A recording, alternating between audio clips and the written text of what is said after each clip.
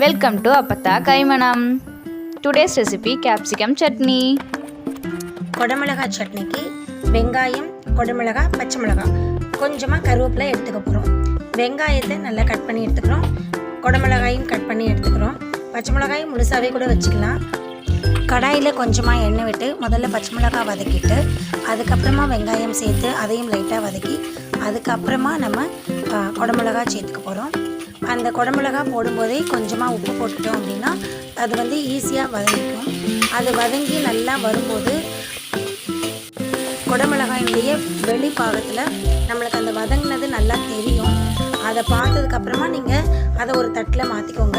நம்ம கிள்ளி வச்சுருக்கிற கருவேப்பிலை, இந்த வதக்கி வச்சுருக்கிற பொருள் எல்லாத்தையும் நீங்கள் ஒன்றா போட்டு அரைச்சிட்டிங்கன்னா நல்ல சுவையான கேப்சிகம் சட்னி தயாராகிடும். அதுக்கப்புறமா ஒரு கிண்ணத்தில் மாற்றிட்டு நீங்கள் தாளிச்சிக்கலாம்.